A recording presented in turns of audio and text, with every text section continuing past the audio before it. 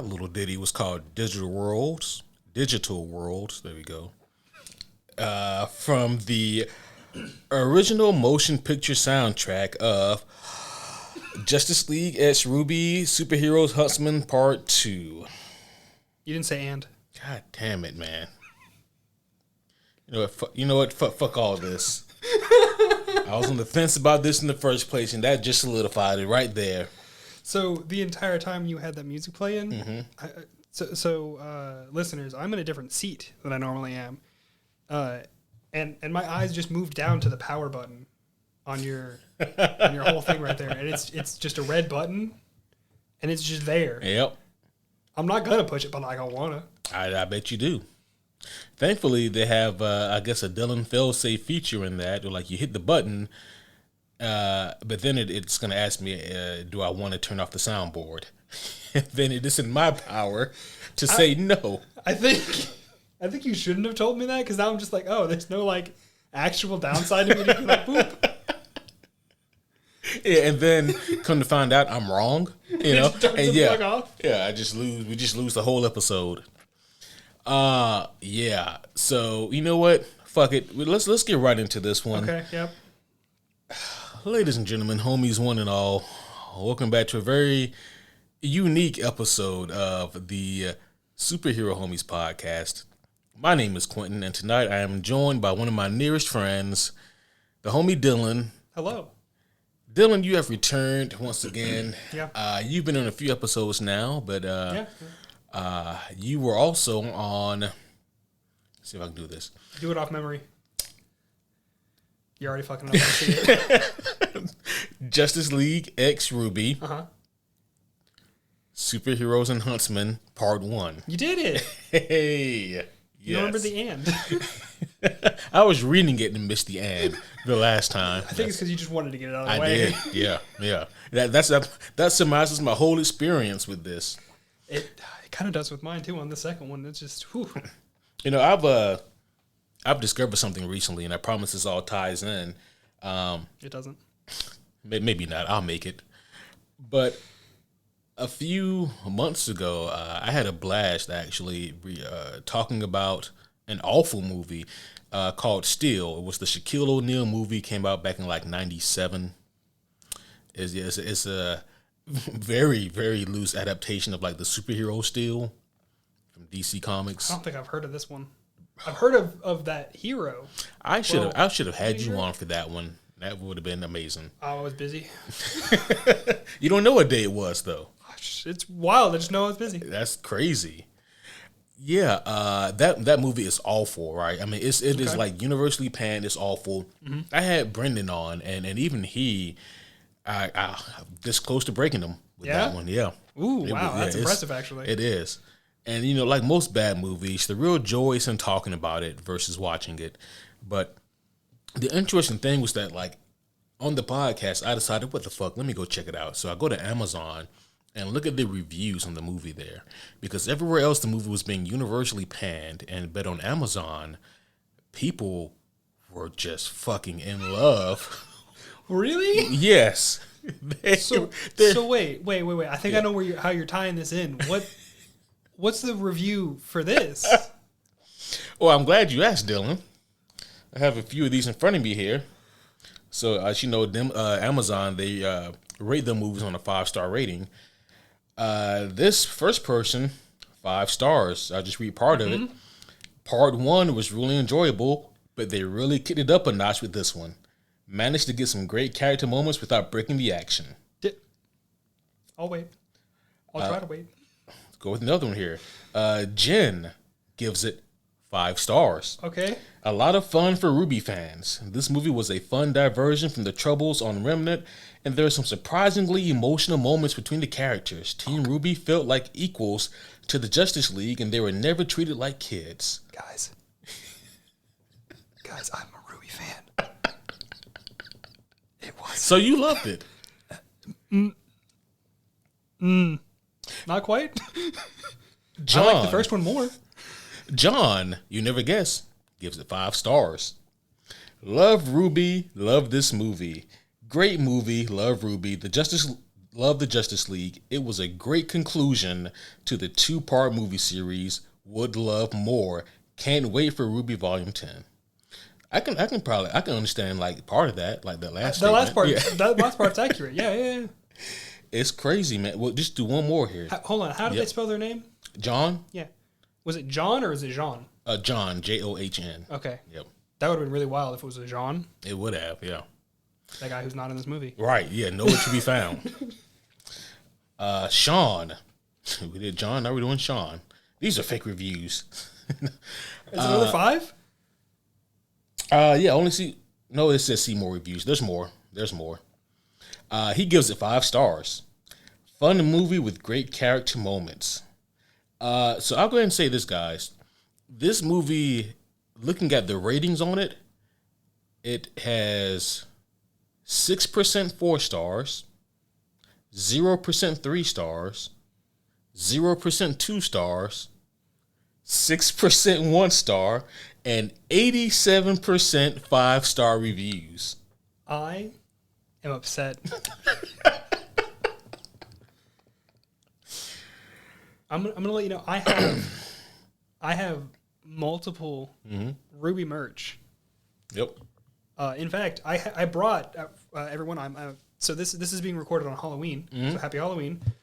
Happy Halloween! Also, incidentally, happy birthday to Ruby Rose. Oh yeah. From RWBY. I have 2 shirts in case I'm dressed up. In case I got tired of this, I have 2 shirts in there. They're both my RWBY shirts that I was gonna swap into possibly. Oh. So like, I've got that. I've got posters. I have a pink apron that a friend of mine made for me that says, "Please do nothing to the cook." It means nothing to you. There are a few people on here who might have watched RWBY who are like, "Oh shit, that's Ren's apron." So like, I like RWBY. Okay. So you also love this movie? No. I can't say like it. I do not regret watching it. Right. But like, were there other things I could have done with my time that was better than this? Yes, many. Does this speak about people who leave reviews on Amazon like they are not to be trusted? I'm gonna say yeah. I'm gonna say yeah on that one. That's worse than I'm used to though. That's that many people. Oh yeah, and it just goes on and on and on. It's crazy. Some people try to be a little bit honest, but they still ignore the bad. Like this person gives it 5 stars, and they say another fun mess. So much happening at once, and it's pure chaos, but it's also pure fun. Okay, so you had me in the first hand. Yeah, like that first half. Yeah, I was there with you. And then they go on to talk some more about it. This person says 5 stars, of course. Left some to be desired, but enjoyable overall. I mean, we're getting closer. I'm wondering if, and I could understand if this is the case, but it'd be really weird if that many people did it without contacting each other. I'm wondering if people are 5-starring it so that RWBY gets more backing overall, so that we have a higher chance of getting Volume 10, because there was a something going wrong that was green light Volume 10. Because they weren't sure if it was going to be a thing or not. I'm going to be honest, I don't know if it was green lit or not. I think it was, but I'm not sure. I want it to be. I think it is, because they said that Volume 10 might be the last volume. Well, I mean, I think that's a good run. I agree. I think we talked about this a little bit off mic the other day, but like I talked with one of my other friends about it, and I was like, Volume 10 might be the last one, and she was like, no, and I was like, well, hold on, would you rather it? Would you rather it keep going until it was dog shit, or like end on a really solid, strong note? And she was just like, okay, yeah, that's fair, yeah. Yeah. Yeah. Also, I wonder about things that go on too long. Like even if it's able to maintain a sense of, high quality, or at least like a decent level of quality. Sometimes, like, still, how much is too much of a good thing? Like I like you watch One Piece, right? Like, I was about to say, I don't know how much I can really say about this. I've watched One Piece. I'm current on it. So when something goes that long, even if it's really good, I fucking love One Piece. Mm-hmm. Pardon me. But there are definitely parts in One Piece, full arcs that you're just like, Ooh, all right, let's get it going. Let's roll it up. This one's been here for a minute. Let's come on. Yeah, and you also have to wonder about how intimidating that looks for like new, 100%. potentially new people. That's why I don't tell people, like, whenever people are like, and then One Piece, I'm like, yeah, I'm current on it, and they're like, oh wow. I feel like they always expect you to be like, you gotta watch it. I literally don't tell anybody that. Yeah, I'm just like, if you want to watch it, by all means, but like, you gotta want it. Right. Comic books run into that issue quite often, which is why you see reboots. Is that a comic book pun? Comic books run. Sure, it was a pun. Yep, completely I'll let intentional. I'll let you in on a secret. I knew he didn't do that on purpose. I could see it in his eyes, but I wanted to bring it up.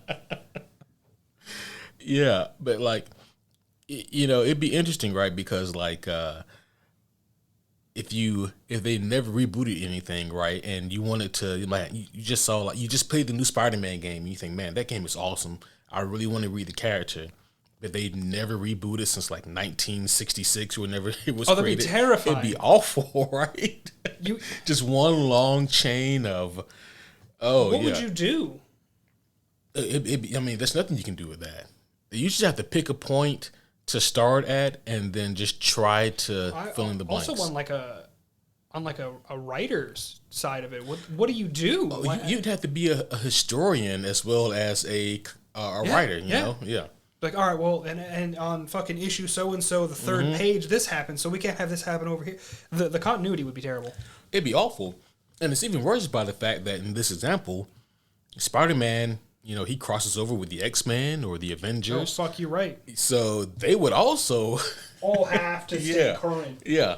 Yeah, it'd be a fucking nightmare.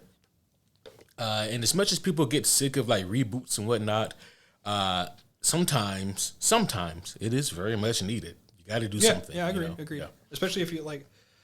Unfortunately, I feel like, and this is not from a, me, my wheelhouse is not comic books, but I feel like if they write themselves in a corner, that's kind of their way out, which is good and bad, because I also feel like that's something they've leaned on a little heavier than they should. Yep. Very much so. Yeah. Definitely good and bad. Sometimes it's worked, sometimes it hasn't. But we even made a joke about that today while we were watching it. We probably did. About Flash. Oh, yeah. Yeah. I mean, there's always a fun Flash joke about him fucking shit up.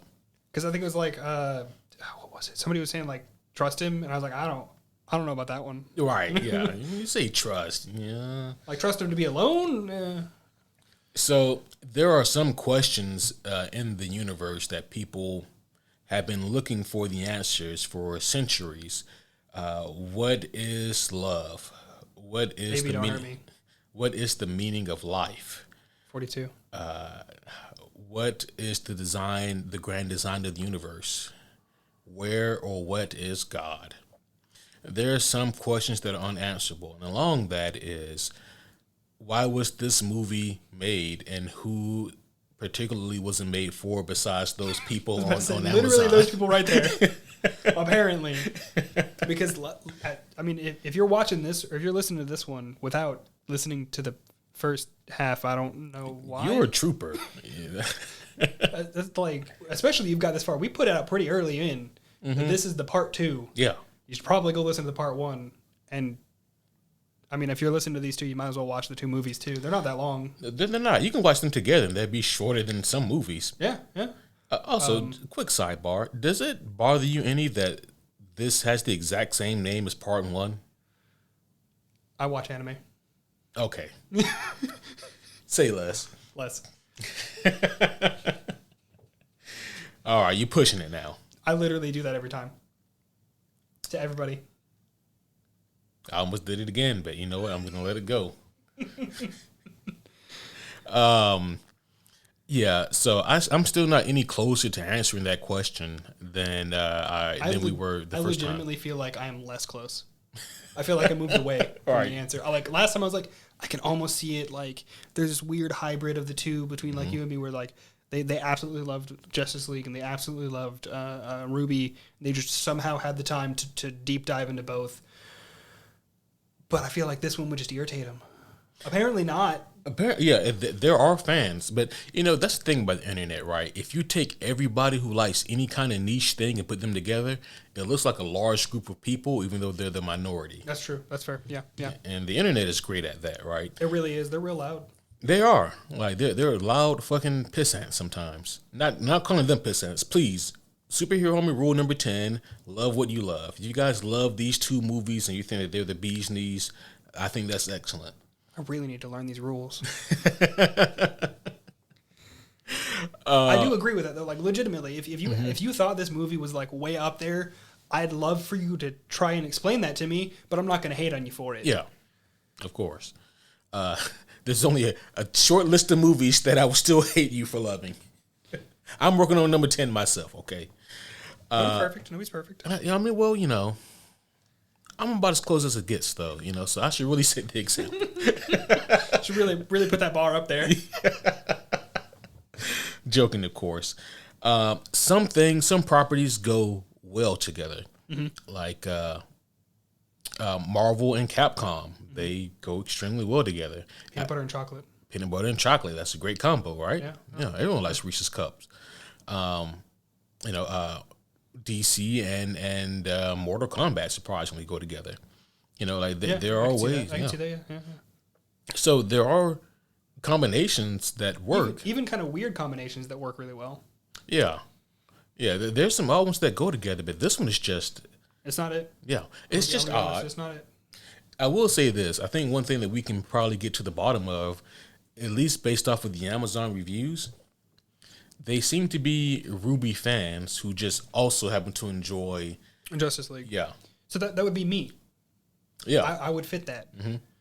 But why don't you fit with the rest of this, Dylan? I guess I don't know. I guess I just didn't fit in with that group. I don't know.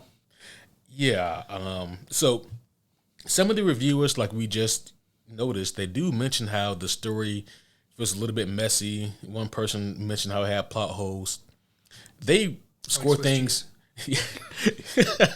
They score things differently from myself and our friend group, because how does something with plot holes get 5 out of 5 stars is beyond me. I'm gonna be honest. I don't even like rank things like you guys do, and I'm right there with you. If it's got plot holes, not plot holes, I'm not giving it a 5. Yeah, I don't know how you do that. So this is going to be tricky, right? So here's what we do. The first portion of this review will be spoiler free, okay? And the second portion will be spoiler filled. However, the first portion will probably be awfully short. Yeah, real short. Yeah. Because it kind of pops off immediately. Mm-hmm. Yeah, it picks right back off basically after, from the Justice League standpoint, just 3 days afterwards. So, we can assume that they've seen the first movie. There will be spoilers for the first movie. If you haven't seen the first one, why are you here? Yeah. Or unless you don't care. Yeah. I appreciate you being here, but maybe like at least take an hour and hour and 20. Yeah. If you don't want to watch the first one, go listen to the first review. Holy hell, I guessed that right. It was an hour and 20. It was 83 minutes, so. Yeah. Quick math when you don't do math. Yeah. So, if you guys have not seen this movie, the name that I would not. What's the? If you have not seen Justice League X RWBY, Superheroes and Huntsmen Part 2, then Part 1. No, if you haven't seen Part 2, then there's no need to worry. We will not spoil anything in particular in this first portion of the podcast.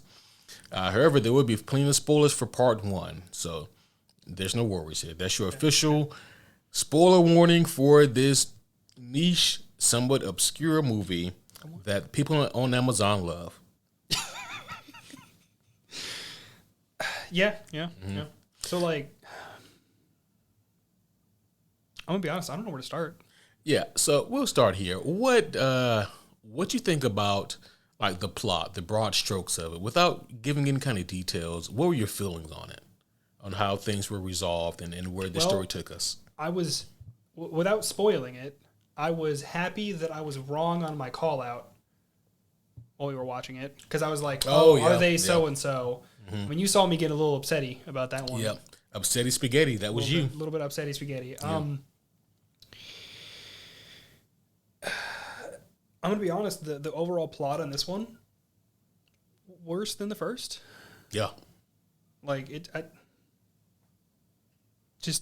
worse than the first. I don't really have a. It's interesting, right? The first one feels so much tighter. Yeah. Than this way one. more connected and proper. Like whenever we had plot hole like questions for the first one, the first movie tried to plug those holes. Yeah. They were like, I think there was like one or two things where it was just like, because this. Right. And like I think some of my biggest issues with the first one was like Weiss magically being a coder. Because like Weiss can work a computer. She's not stupid. And she's like grew up around them. But like at no point did they like show her hacking anything. At most, they in the show they saw her use her familial connections to contact somebody, and that was it. Right. That wasn't like I'm gonna hack it. It was here's my name and let me talk to this person.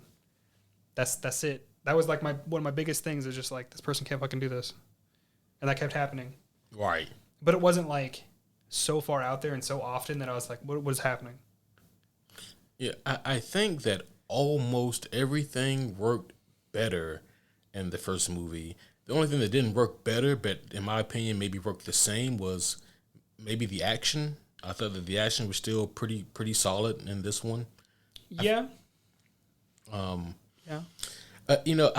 far as like the plot for this one goes, though, yeah, it just doesn't hold up to the first one. And that's what made the first one such a pleasant surprise, is because you and I were both watching the movie together for the first time with our butt cheeks clenched. Yours were too, I checked. Yeah, they were. Yeah, and then they started to slowly kind of unclench. We just slowly relaxed into it, like, wait a second, is this an okay movie? Right. And, we said it on the first review, but that was about as good as that odd of a combination can get. Yeah, we were like, this is kind of it. Like, it's we were pleasantly surprised. I don't think we would sit down and watch it again. Yeah, no. Unless, like, a friend of ours was like, hey, I want to watch it with you guys in particular. I'd be like, all right. If I don't have, like... Yeah, I'd be like, Dylan can do it. I'm busy that day. Oh, they didn't say the day. Oh, it's crazy how I just know, right? Yeah. Even the animation is actually more or less the same, but it works so much better in the first one than it does this one. So, I don't count this as spoilers because it's in the trailers.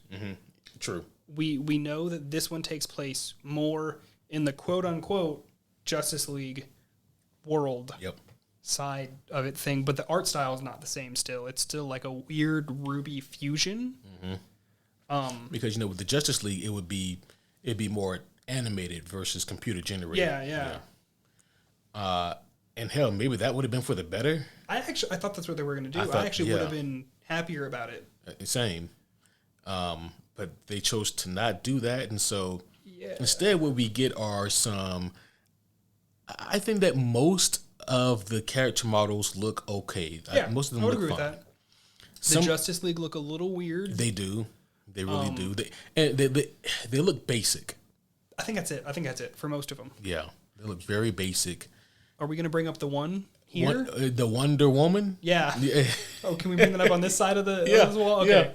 Yeah. I don't know what they did to her, but I'm sorry.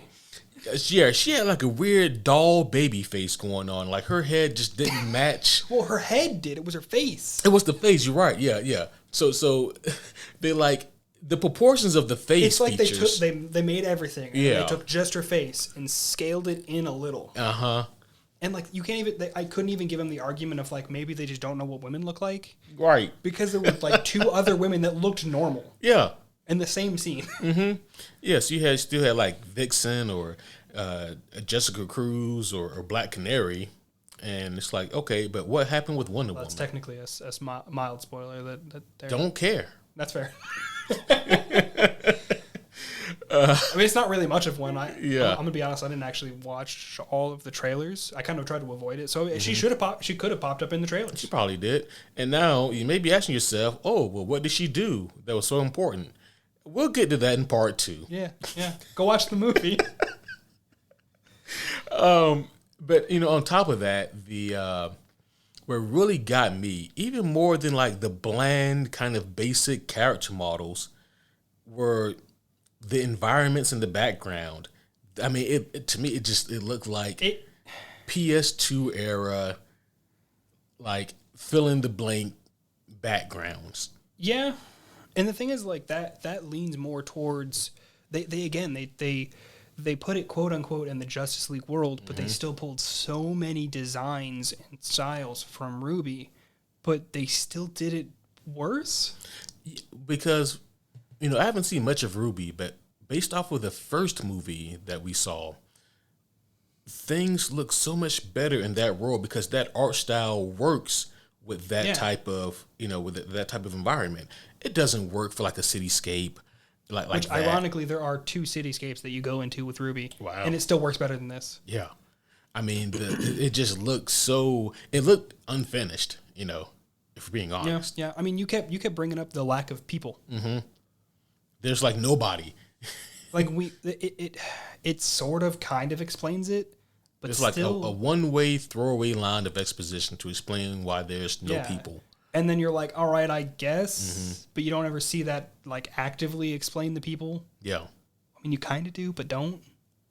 It almost kind of feels like, I don't know if this is true or not, but maybe the first one had a slightly bigger budget than this one. That would explain it. Yeah. Right. And also like, just the fact that they also keep referencing, mild spoiler alert, they keep referencing constantly reserve members on the Justice League. And they never show them. Never show them. Like, I feel like that's less of a spoiler and more of a like, hey, don't get your hopes up. Yeah. If you're expecting to see like a bunch of people that weren't in the first one. It's like 5 or 8 times. Mm-hmm. Yeah. There's actually less people in this one than the first one even. You're right. Yeah, absolutely right. Yeah. Because it's all the members from the Justice League. Yeah. But less of the members from RWBY. Right. Which that's not even if you count that as a spoiler, it's in the name. It's true. And I know that one's also not a spoiler because the few things that I heard about this movie was people commenting on where's Jean. Yeah, like Martian Man. Yeah. It's like where's Jean? Where's Jean? Where's Jean? That was it.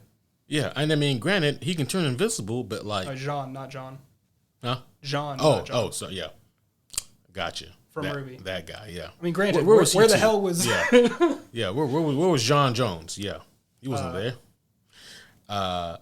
Yeah. So there were a lot of different things from this movie that felt like it was missing or undercooked. What do you think about the reveal of the villain or maybe villains?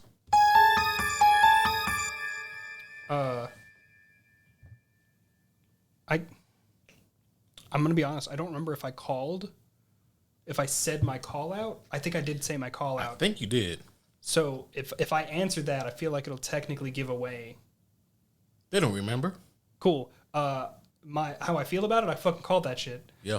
That's about all I feel about it. Positively. How do you feel about the execution?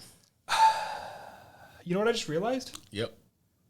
That's the character that stayed true to form the most. Oh. I don't like that. That's a low bar. Yeah. To me, this whole movie was kind of a low bar, but you know. Yeah. So I ask you that because it's hard for me to kind of gauge it because again, I mean, you don't know the dude. Yeah, I don't know the dude, and these movies are more or less RWBY centric movies. They still are, yeah.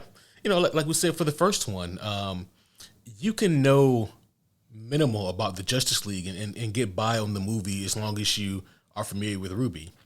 But you can't do it the other way around. Yeah, there were 2 characters that I had to ask you what the hell is going on with these 2, and I still knew basically two of them. Yeah. Or like the two of them, I mean. Because you can piece together that, okay, you may not know Jessica Cruz by name, but you'll quickly recognize, okay, she's a Green Lantern. Yeah, like 100%. Like, oh, cool, she was a Green Lantern. Right.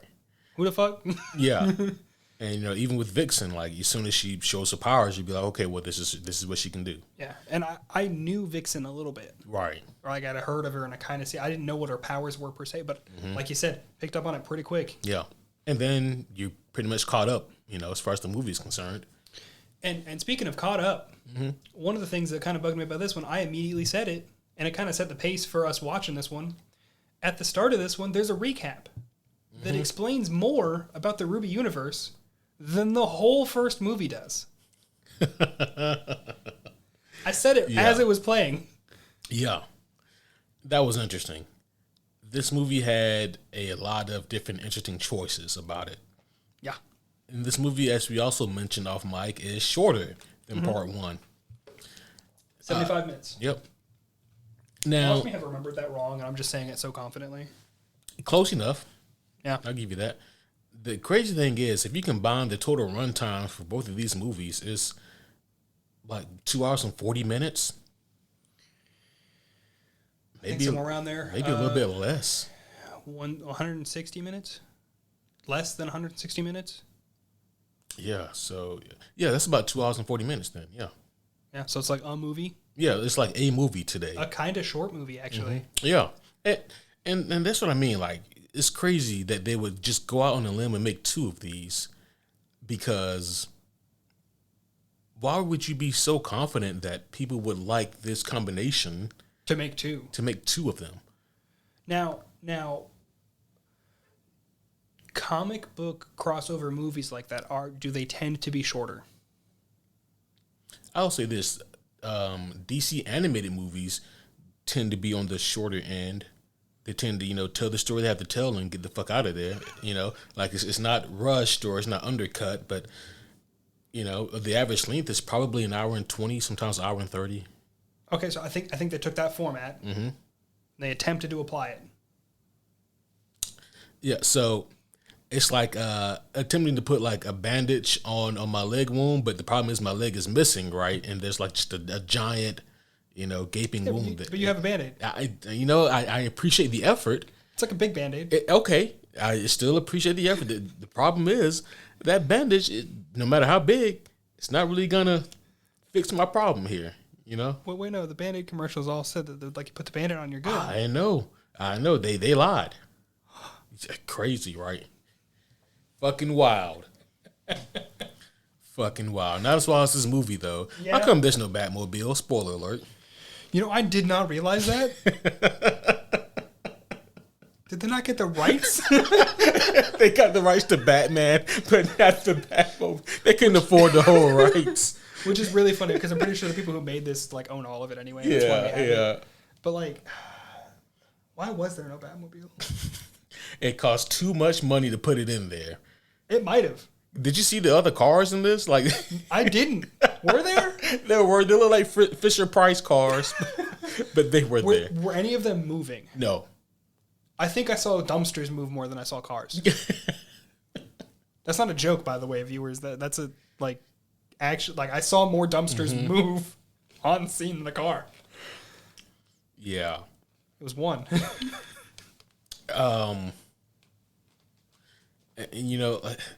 I really, really already regret what I'm about to say, but I think there is some merit to it.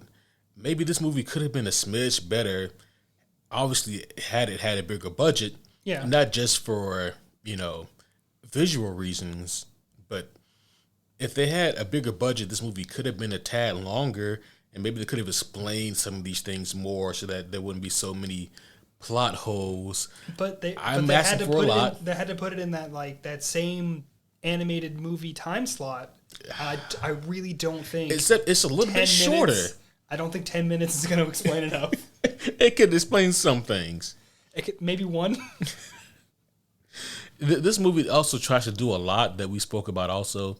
And it's interesting, right? Because I feel like they did a lot better with the emotional play in the first one. For sure. Yeah. I was actually, oddly enough, I was also thinking about this one now. And we're really synced up for this one. Oh, yeah.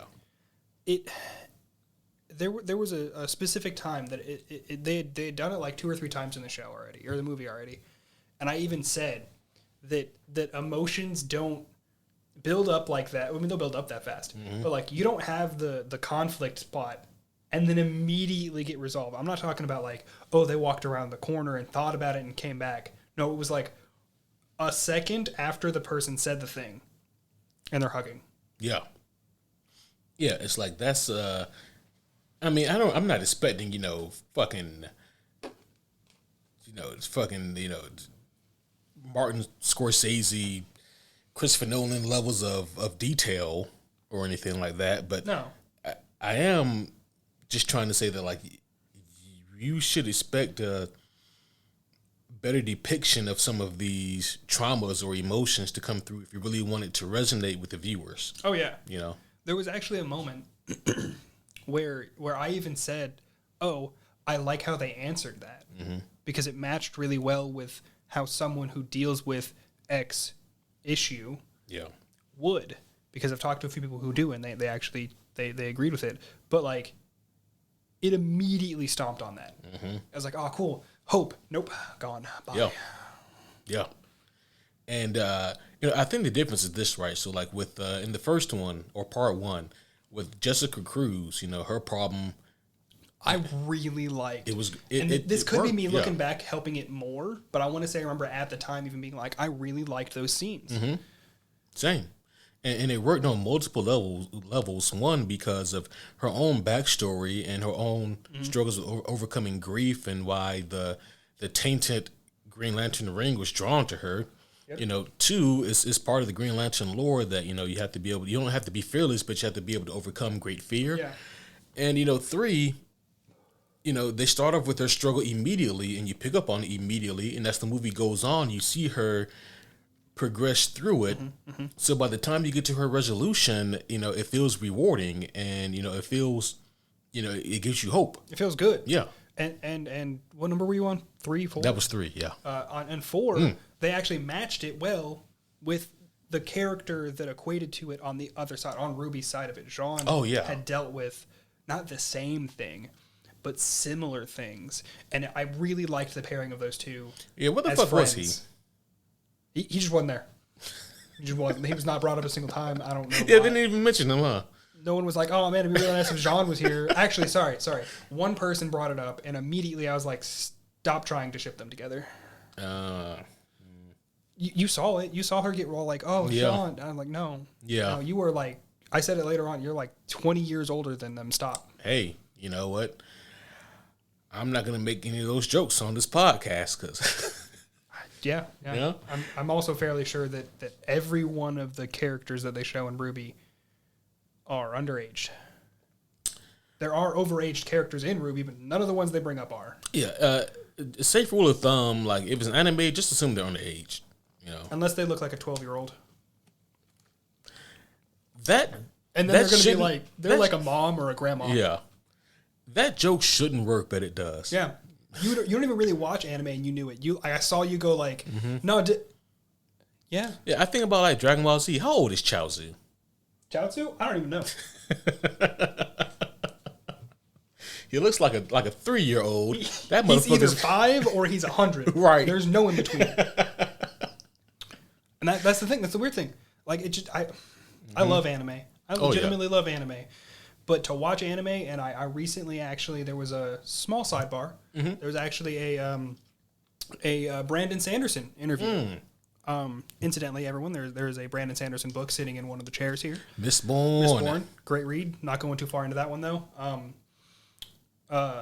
He was reviewing One Piece, actually, the live action. Oh yeah. With somebody I don't know. I'm terrible with names. I'm sorry. And he was talking about the live action versus the anime, and one of the things he said was to watch anime viewers expect a certain level of just anime-y things. Yeah. Like hammer space, we even brought up the hammer space thing in this one. Although hammer space, I think, is a comic book term. Just inventory space, basically just shit popping up out of nowhere. I can see, yeah. Kind of both. Yeah, but like things, people who watch anime expect certain tropes. Yeah. They just have learned to because it's a thing. And the age thing is part of that. This one, I feel like this one, and this is kind of where it segues back. I feel like this movie leans on him a little too hard. Yeah, so we mentioned how odd that was in the first one, right? Because they de-aged the Justice League. Yeah.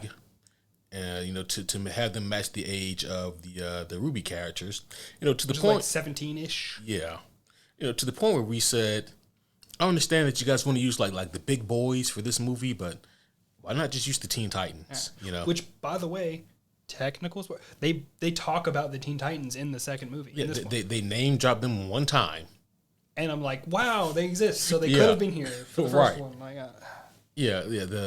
the Titans could have been the ones dealing with this, and it would have been thematically more coherent. I actually feel like, except for the Jessica part, that's her name, right? Mm-hmm.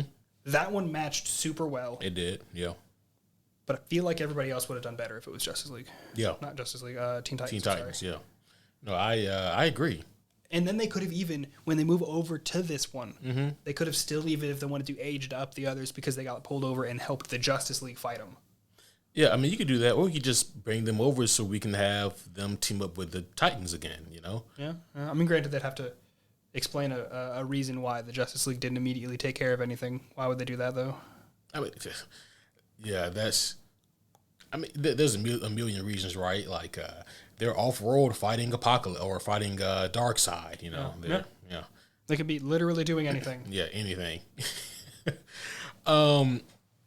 Let's go ahead, unless you have anything else, let's go ahead and wrap up the spoiler-free section. Yeah, I don't think I have anything else. It'll just be easier to move over the wall. Agreed. So, but before we do move on to the spoiler-filled section, let's go ahead and give like your final spoiler-free thoughts and your score on a scale of 1 to 10. I don't think we normally did this here. So my final thoughts for this movie. I'm gonna like take all the emotion out of it. It's a downgrade. It's just straight up a downgrade. More questions. Like the other ones were at least fun questions ish of like, oh, who did it? Who did it at the end there? Yeah. Was this the kind of thing? Was that the kind of thing? This one, it's just like the one thing I asked the most was why, and I thought I asked that a lot in the first movie. I asked it way more in this movie, and more critically. For the score. And I'm really not great at score stuff, but like, I'm gonna be honest, this might be the lowest score I've ever given on your podcast. I give it a 2. Whew. That's like getting your name on the paper. Yeah, that's just. And I kind of like whenever I thought it, I was like, oh, I could give it a 3, and like internally, I was like, I don't want to give it a 3. Because I was like a 3 or a 2. Yeah. It's like I don't want to give it a 3. It's like, but I kind of would feel bad if I give it a 2, but like. I can't give it that 3, and I can't even give it a 2.5. I'm kind of just disappointed. Yeah, that may be the lowest score on this podcast ever, and it's 6 years running. I think you really, yeah. I don't feel happy about that. No, I mean, hey, I'm not saying that it's not deserving. So what's your final non-spoiler thoughts and your score? Man, Are you about to break the record that just got set? I'm very curious about yours, though. Yeah, so I feel like this movie just ran out of steam after the first one. The first movie had such an uphill battle. It really did. Yeah, selling me on why this movie should exist. And then, I'll be damned, against all odds, they, for the most part, did it. We at least were neutral to slightly positive at the end of it. We're like, okay, yeah. All right. Like, I was cautiously optimistic about the sequel. Yeah, should have been. Yeah. Should not have been. And, they did a better job with the characterizations of, like, the personalities in the first one over this one. Mm-hmm. Even though we had issues with that. Yeah, we had issues with it in the first one, but they still did it better in this one. Oh, all right. I'm sorry. I do have one tiny thing before you get your... I'm just going to, like, entirely, like, stop them from their happiness. The one thing that's technically not spoiler is the format for the characters. And, like, the character, like... accuracy, I guess, because I realized it in the first one as I was watching this one because they did it again, and that was at the start of the movie the characters didn't really fit their character, and then by like the halfway point to the 2/3 point they magically kind of fit their character better. Yeah, and I don't really understand that, and then they did it twice, so it was purposeful. Well, it's kind of like they're playing catch up, right? Like they realize they've gotten to a certain point in development of the movie, and they're like, we didn't really do a whole lot to establish these characters for who they are. Let's do something really Go quick. ahead and toss that in there right Yeah. now. That's kind of what I got from that. I just felt that, and again, in comparison to the first one, all the characters just felt so shallow and hollow in comparison. Kind of grayed out. Yeah. And so, like, none of the personalities really shone through. And, yeah. And, you know, it was just weird decision making all around. The art style, while I do really like it for RWBY, I think it looks really good. I mean, hell, even the RWBY character models look way better. Aged up and everything. Like, it was really cool. Mm-hmm. Even though we had issues with some of them, but like it still looked better on them. Right. But the Justice League just didn't fit the format. The world to me just didn't look that good. It looks like this movie, the lack of budget really shone in this movie. Do we know how much this movie's budget was? We can find out. But I imagine that the first one had a similar budget, but it never crossed my mind in the first one. Yeah. I would not have thought of it. Yeah. Never crossed my mind at all. But, you know, with this one, it was much more apparent. But all in all, I think that this movie obviously has its fans. But like I said earlier, On to Amazon. me, yeah, on Amazon. But to me, I think that it is inferior to part one in nearly every way. I gave part one, I believe I gave it like a 7 or so out of 10. What did I give it? I think it's like about there. Yeah, you gave it like a 6 something. Did I give it more than you, or? I gave it more than you, I think. Okay, About a little it might have bit. been 6.5. I like my 0.5s. Yeah. I have to give this one, I have to give it a 5 on the head out of 10. Really? Yeah. That's wild that I gave it such a low score comparatively. You know, I think it's because you're more attached to the franchise. If I had to, And I mean, this is still more focused on RWBY. yeah, it's still more focused on RWBY. The Justice League characters. I mean, hell, in the first one, they were just kind of there to paint the background, but it's even more so here. You know. And you know what? That actually could be it, because like I am more of the RWBY fan, but Yeah. I really wanted there to be a balance to it, where like this was more focused on the Justice League. In their world, it's should be more about them, but it still kind of felt like they were just there. Yeah, they were just kind of there. You're right. You know what's interesting? Looking at it here, I'm going to assume that we're right and everyone else is wrong. But even like the IMDb scores are interesting. Are they high? No. Okay. Part 2 has a 6.6 out of 10. Okay. And part 1 has a 5.3 out of 10. But that first one was done when just the first one existed. Mm-hmm. But no, think about us, though. When we scored the first one... That's true. Yeah. And we scored the second one knowing about the first one. So unless they just entirely took them separate, even then I still would put it lower. I don't... I mean, but even their reviews, not to get lost in reviews again, but I found a user review, that is, on IMDb, and they're infuriating. Like this person says they seriously learned from part 1. Learned what? Oh my God. The most annoying part of part 1 was all the teenage animation, which was magically gone in part 2. I'm not usually one to buy prints, but this artwork was quite impressive, and I'll be searching for something to commemorate that.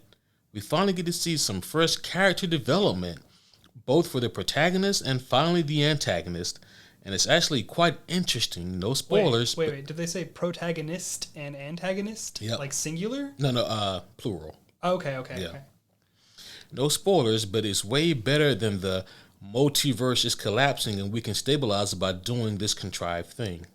I'll give them that, I guess. Not No, really, actually, because no. it was a simulation. So in the first one, Yeah, you know what? You're right. You're Yeah. right.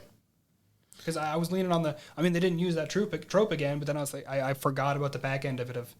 What did they use instead? you're right. Yeah, so he goes on, but we'll have to read his whole thing there. It's just interesting, what people look for in these, in these reviews. And wow, yeah, the other person, there's two user reviews on IMDb, and this other person really loved it too. I just don't. Yeah, I don't understand it myself. I was looking for like the budget, but I can't find it. I don't know if this movie has a Wikipedia page or not, but interesting. Interesting.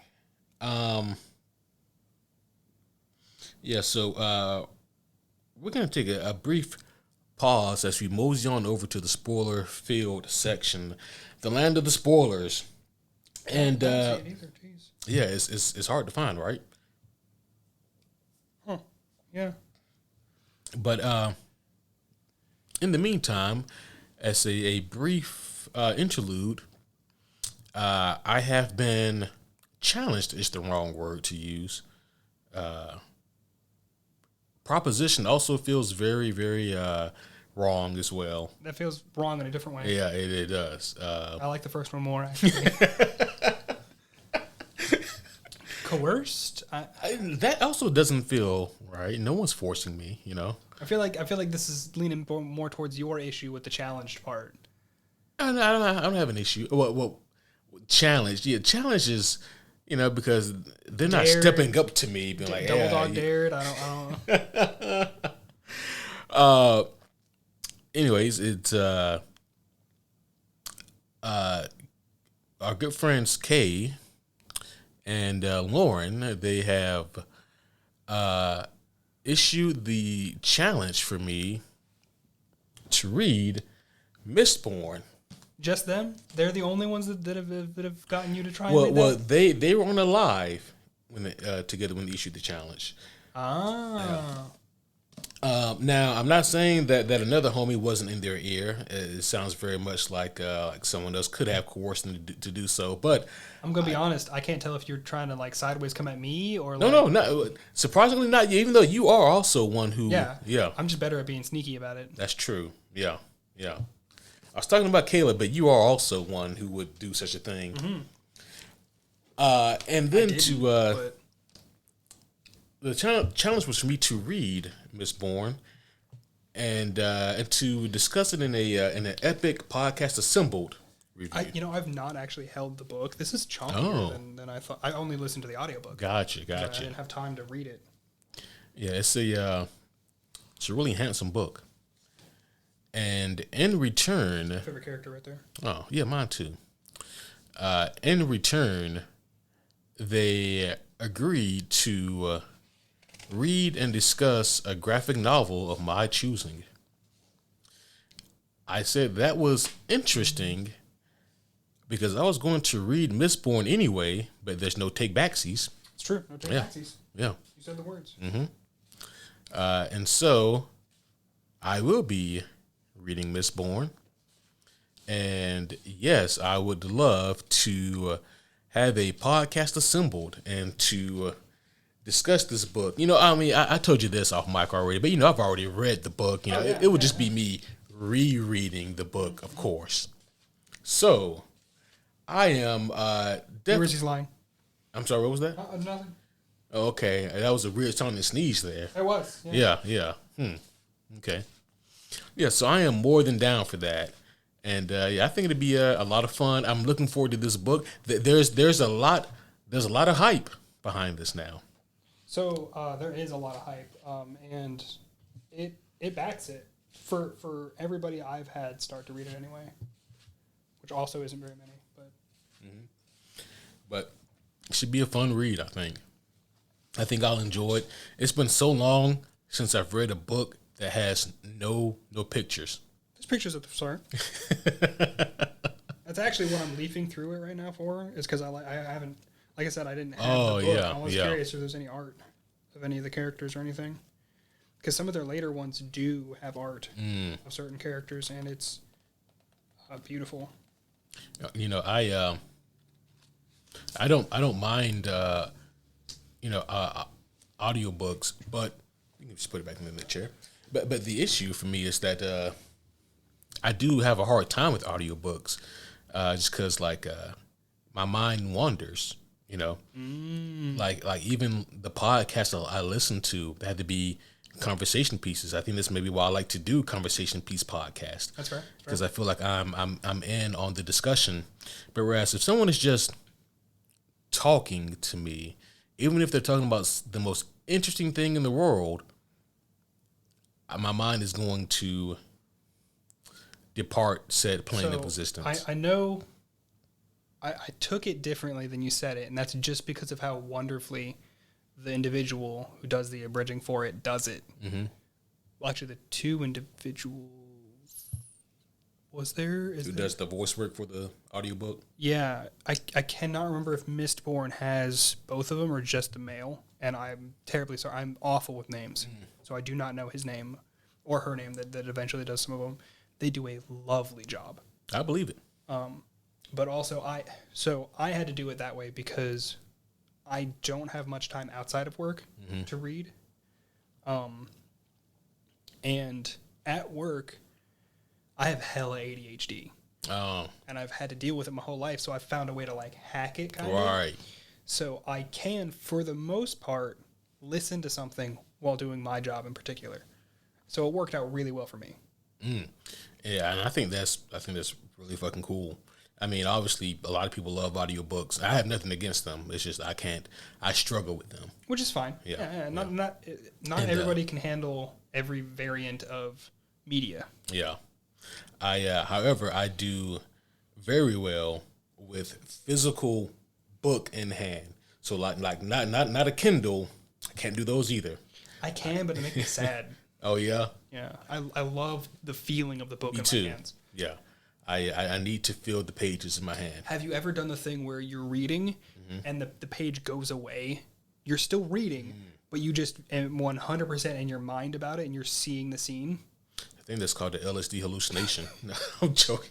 You keep saying I'm taking LSD. If I keep saying it, yeah. But no, to answer your question, yeah, I have. And it's a little bit different for me because, again, most of what I read provides the scenery. But then what normally happens with me is I start just to build these connective bridges. You know, I just read like a throwaway line, and then it'll take me to, that's a reference to this other thing that happened here, which means this. And then I end up looking like the one guy from It's Always Sunny who's pointing at the, yeah. And then I'll sit there like looking at the same page. But your mind's but off my mind somewhere is, else. Okay. Gone, somewhere else. And I'm like, oh man, that is awesome. And then I start theorizing, and then, and that's, for me, is where a lot of the fun comes into place, when you start piecing together certain things. And so if you do like that, you will really enjoy these, because whenever I was reading them, I talked to Caleb a good bit, like actively while reading, while I was listening to it, and I was able to piece together things that Caleb was actually surprised that I pieced them together so quickly about. Now, don't get me wrong, I was also throwing literally any idea I popped up. It was like, all right, well, this really weird hair trigger theory, that one could be it. Let's say it just to see, because he wouldn't say whether or not I was right. But it would start a conversation, and I think most of them I was actually fairly accurate in. And that's not to say that the book is easily like... Yeah, it's not predictable, but it's so engaging.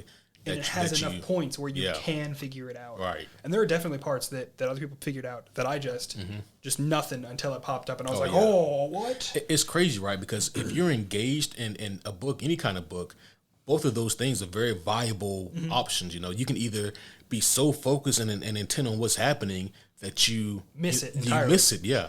Or you could be so intent and focused on it that you're thinking about every bit of it. Yeah, and you put it together. For instance, there's actually, because the Mistborn connects to a universe, not just the books of Mistborn. It actually goes on to the other books as well. Technically, all of their books are connected. All of the books in this cosmos, anyway. And there was a thing that happened at the end of the Stormlight book that I was listening to. Oh. That, first off, I was in the middle of working. I stopped and slow turned at my phone. It was playing in my ear, but I still slow turned at the phone and was like, no. Oh man. And oddly enough, it wasn't the title of the individual that gave it away. Yeah. It was a callback line that hooked up to a way different callback line at the in-between book that I read after the 3 of these. Wow. That shouldn't have been the reason that I got it, but I think much like you, whenever you're reading the comics, it was just like, wait, that's from this scene. Oh. Yeah. You love those moments. Oh, man. yeah, for sure. Those awesome moments. Well, I think that we have gotten off the trolley from Spoilerville into Spoilerland. Yeah, we did. We definitely are over here now. Yep. And there's a lot of spoilers over here in these here territories. It's gonna be a lot. Yeah. And so now if you guys are still listening in, that means that you are the people who have not only seen part 1 or at least listened to the review of part 1, but you also cared enough to watch out for the spoiler alert and listen to our side tangent. Yeah. And are still here. All like 3 of you. Yeah, you guys are amazing. Or you're asleep. Yeah. Somebody wake Jimmy up. Hey. Wake up. Wake up. You have shit for us to bitch about to you. That's right. Especially if you like this movie, Jimmy. This is really for you. Yeah, so now we can talk about some spoilers, man. What do you want to start? What really grinds your gears? So, I mean, a lot of things. Legitimately. I mean, I gave this a 2. I didn't think I'd ever give something a 2. Oh. The Marvels comes out in just a few days, so I might break that record really soon. We'll see. Really? I don't know if it can be worse than like this. This kind of was just a bad movie to me. And that's the thing about it, right? It was just a bad movie. Like, let me ask you this: if part 1 had been this bad, would we have agreed to do part 2? I would have seriously asked you. Because if you would have been like, yeah, Dylan, we got to do it. We did part 1. I'd be like, all right, but I'm going to bitch the whole way. It would have been that meme. Yeah. Like, I'll do it, but I'll be mad and nobody can, no, you have the warning. But no, the first one had the audacity to get my hopes up. Mm-hmm. And I think that's the thing I heard about the first one the most, is that I actually believed.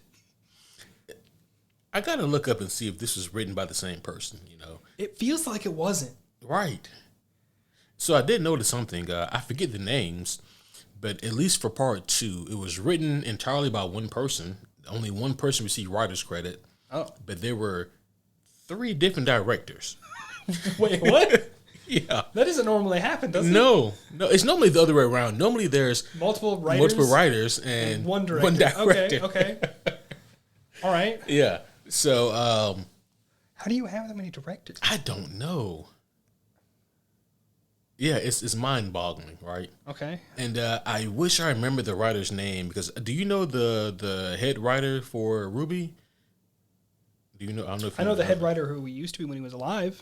Oh, well, it definitely wasn't that person. No, he's been dead for a little bit, unfortunately. Yeah. He was he had a really great vision.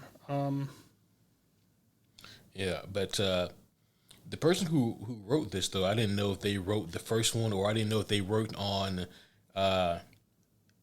any more current seasons of RWBY. And now I forget where I found it at. But yeah, I just thought it was interesting how they had Megan Fitzsmart. I'm very sorry if I got your name wrong, but yeah, that's it. Yeah, Megan Fitzmartin. I think that's the person who wrote both. Okay. Because that's what I have for the first one. And then you also see where there's 3 directors. Carrie Shawcross, Dustin Matthews, and Issa. The last 2 say part 2 next to them specifically. See? Oh, that's interesting. So was there one director and one writer for the first one, but 2 entirely different directors for the second one? Maybe. Do they have the budget down there as well on the Wikipedia page? Yeah, we finally found the Wikipedia page. Oh, part 1 is 83 minutes. Part 2 is 75. I remember that right. I don't see it, but I'm going to be honest. I also don't normally peruse the Wikipedia. Not for its budget, anyway. Yeah. Anyway, I feel like This is the smallest Wikipedia page. it is a very short wiki page. I'm on it now, looking at it. And yeah, no, they don't have the budget on here either. No one knows the budget for these goddamn movies. That's a little concerning. Yeah, that is so frustrating. No one knows the budget. And no one also knows how or why these two different entertainment teams came together. So yeah, that's interesting. Anywho, yeah, enough of that. Yeah, Rooster Teeth, DC, and Warner Bros. Animation were all on this. Yeah, which I don't know how much I believe that. That's what it says. Okay, so we did discover last time that Rooster Teeth is a subsidiary or is owned by Warner Media, and of course Warner Media also owns DC. Which is how it can be done. Yeah, which is how it can be done. I think that, not to beat a dead horse, but they the ones who shot it. They shot it real hard. They shot the shit out of that horse. The horse had a slight limp, and they just put that motherfucker down. Like, the horse it limped like once. Yeah. And they were just like, well. Oh, yep. Load up the fucking hand cannon. Get out the sniper rifle. Right. But yeah, this movie could not have had a high budget. And do you think that these movies also were probably made at the same time? Which explains why there's such a short window between part 1 and part 2. Yeah, it was a very short. It was months. Yeah, just a few months. I'm glad that it did it because we were able to review this on. Granted, it still would have worked out fine. I'm a little sad that they didn't release the second part on Ruby's birthday because that's what everybody thought was going to happen. Even if they planned on releasing it earlier, I kind of wish they were like, oh shit, the fans are actually excited about this one. Right. Let's scoot it back. Let's just delay that a little bit. Yeah, what's the worst? Like, the hype's gonna die down. They didn't really hype this one up to begin with. I heard as I said, I think outside of the mics, I was like, I heard less about this one than even the first one before and after. Yeah. If I could find some good to say about this movie, I can't even say this is a good thing because they didn't do it, but they should have marketed more, obviously. Yeah. But this would have been the opportunity to collect data from the first movie and realize that most of your viewers were really, really big RWBY fans who maybe also happen to like Justice League. Yeah, yeah. That would have been your time to lean more into the RWBY side of things because maybe some people didn't want to watch the first one because they thought it was like a too much Justice League or something. But here's the thing. I feel like they might have done that because you said even the second one's really focused on RWBY stuff. Mm-hmm. So they might have done that, focused more on RWBY stuff, but they still did it bad. Yeah. Yeah, the marketing all the way around just didn't really do these movies any favors. No. But in terms of what's shitty about this movie, specifically, we talked broadly about what's shitty about these movies. But specifically, we just put it like this. Okay, so what were your feelings on the whole Arthur reveal? You did call it. You guessed it. I can see how somebody might miss who it would be. Mm-hmm. Because whenever I said it at the first one, I was pretty stumped on like who, because I really narrowed it down gender wise first off. Because I was like, all right, well, he said he. There's only so many he's, and then it was somebody who did any form of tech, and that was the only two things that I really. Because I'm gonna be honest, there are not that many villains for RWBY, and who are alive. Because RWBY does do one of the few things where they actually take out their villains. Yeah, they might not kill them directly, but that dude dies. Yeah, like one got ate by a Grim. That'll do it. Yeah, you just. And people were still like, he's gonna pop up alive again. I'm like, no, that dude's dead. Yeah, he might have got ate in one bite, but he was dead. Right. But like, so I could also see though if somebody didn't think about it that hard, they'd be like, oh, I'm actually a little surprised it's him. He died. And that was the other part of it. It's like, well, that dude died. How the fuck is he, like, we didn't technically see the body, but, like, this is also going to spoil things about RWBY again. Let me just put that out there. This is a lot of spoiler zone. Because this is going to spoil things past, I think, Volume 6. and on of RWBY. So if you care about that, you might want to go watch a whole lot of a really good show. But he's in a city. He's in a command room in a city, I think, that's falling onto another city. Oh. Yeah. So, like, probably not coming out. Now, I could be misremembering that slightly. He could have been in a ship that landed into the city.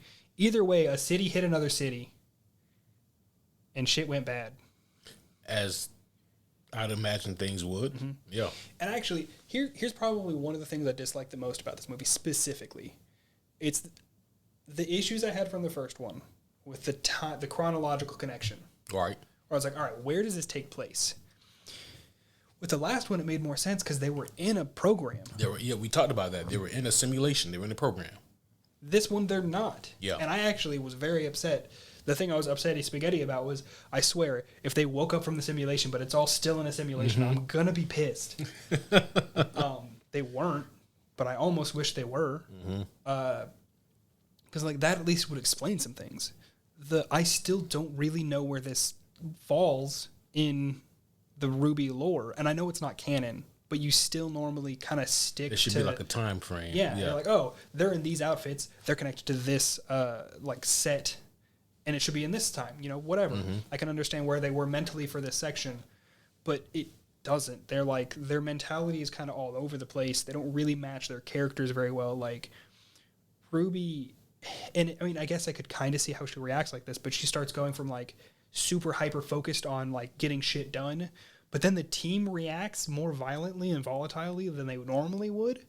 Right. I was like, all right, well, the team has a malfunction like that in Volume 9, but they also fixed that in Volume 9, and also Volume 9, really big spoiler here, Volume 9 takes place outside of their reality a little bit in a weird storybook thing. There's genie magic that has to go with it.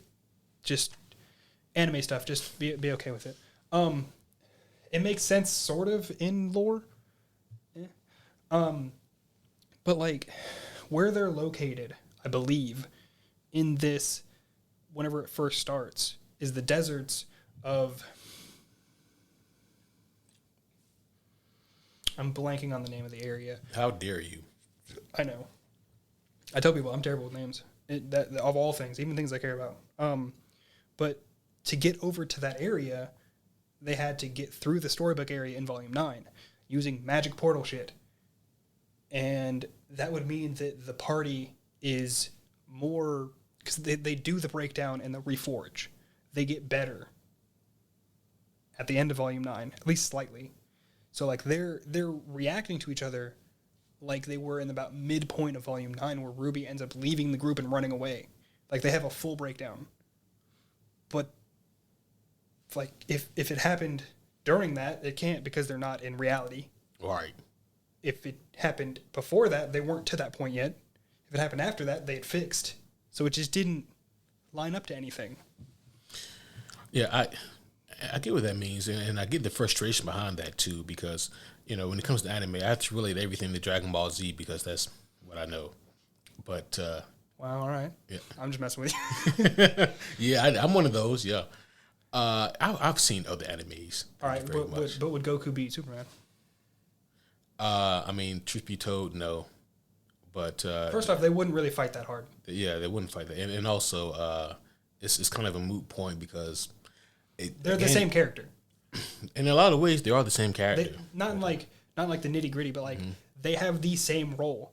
I go fight the thing, I get my ass whooped, I get stronger, and I beat the thing.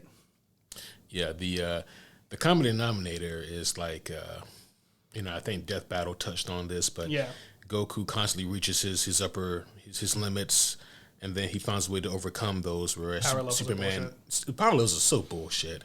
That's why they don't even keep track anymore in Dragon Ball. They literally stopped. It's its own joke. Mm-hmm. Well, the thing is that the reason, like, because I saw that Death Battle thing. Yeah. And like it ends with like them exploding the Earth or some shit. Neither of them would do that. Right. Unless it's like evil Justice League variant. Right. And that Superman has no upper limits to overcome. Yeah, he literally has to constantly lower himself. Yeah. But it just comes down to like the power scaling in Dragon Ball Z is just so they never really kept track of it because they didn't expect it to get so wild, and so none of it. I'm not saying that none of it means anything, but it does lose some of its savor. You know, for example, Vegeta was threatening to destroy the Earth back in the Saiyan saga. Surely he's much weaker now. I mean, then than he was now. Yeah. If they fucking sneezed wrong, they'd probably take out the moon. Right. And Piccolo blew up the moon and the Saiyan saga. Back. Yeah.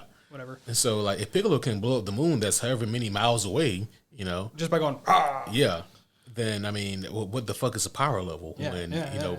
When you become Super Saiyan 2, Super Saiyan God, Super Saiyan Blue, Red, Ultra Instinct, you know what's it's actually Rose, but Rose's a different thing together. So no, Rose was the red. No. Rose was Goku Black when he transformed. Did somebody else do red? I haven't caught up. Yeah. Also, technically, each point of the power level was one Cyberman. Was what? One Cyberman. One Cyberman was one power level. That's got to be inaccurate. That's what I could be wrong, but I'm pretty sure that's what it used to be. Because that's way back in the Nappa explained it, I think. Well, because in the very first episode of Dragon Ball Z, the farmer with the shotgun tries to shoot Radish. Radish scans him, and I think his power level was like 6. I mean, it was real low, yeah. I mean, so like, there's no way because a Cyberman took out Yamcha, and Yamcha is a bitch. However, Yamcha is not a power level 6 bitch or power level 1 bitch. He might be. That poor man. My whole point in bringing up Dragon Ball Z was I lost it. What was it? Was that like in between seasons, you know, watching them here in the States as a kid, you know, they would take these long chunks. They would get new episodes in and, you know, redub them. Yeah. But during that time, we'd often get movies, the Dragon Ball Z movies. Yeah.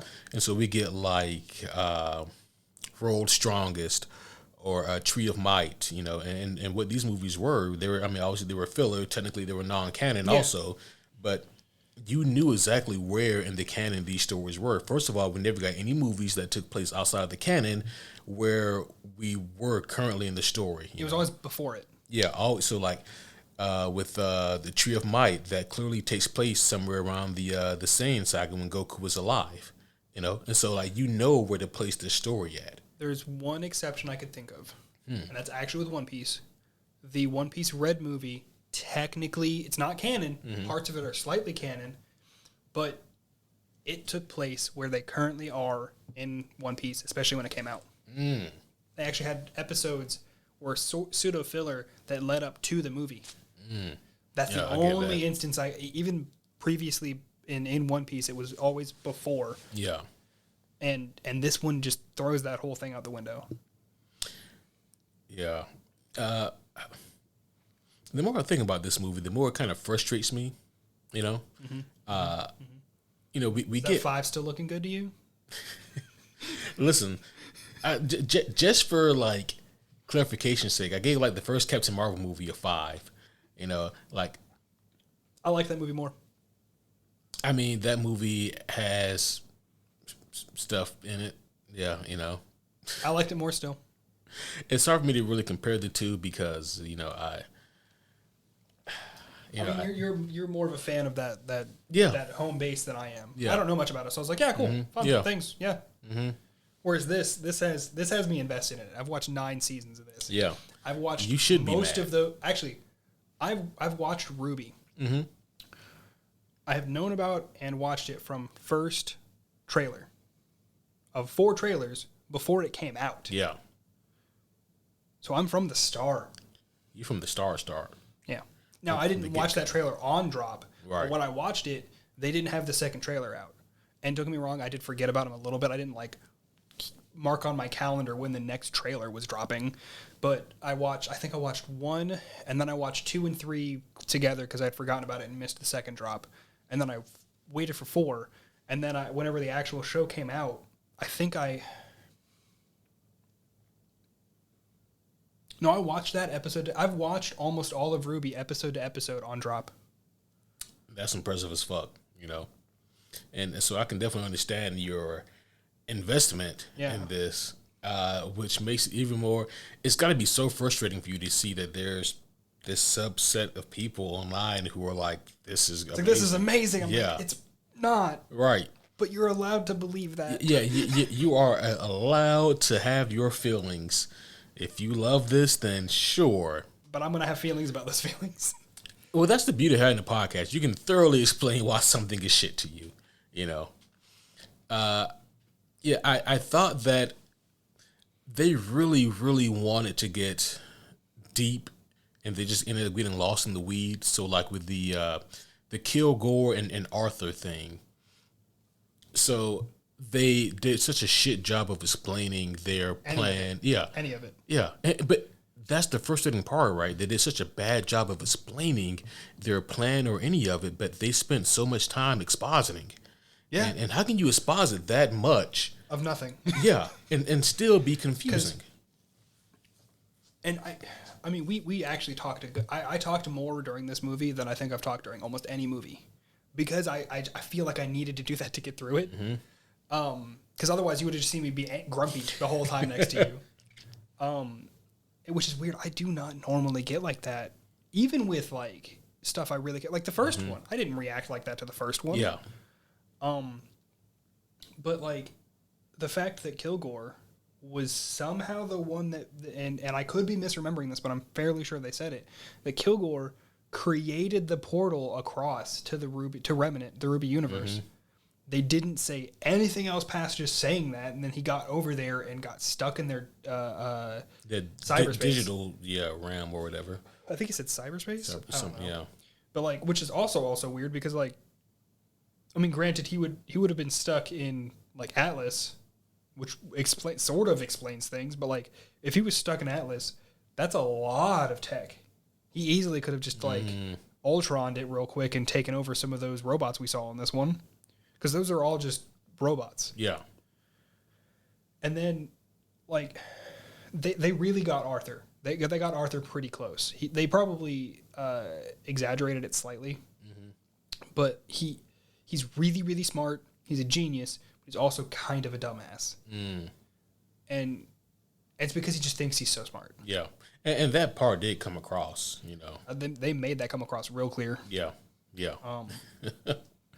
But like that, like I just explained the whole plot bit. Like Arthur ended up backing up his subconscious to the what do I call it? Cyberspace. The cloud. Yeah, he put his brain in the cloud, like a scan of his brain in the cloud, and because of the gateway being opened, I guess he found his subconscious found it after he died, ? And came across to the Justice League world, and then trapped Kilgore in the previous like the thing they were in.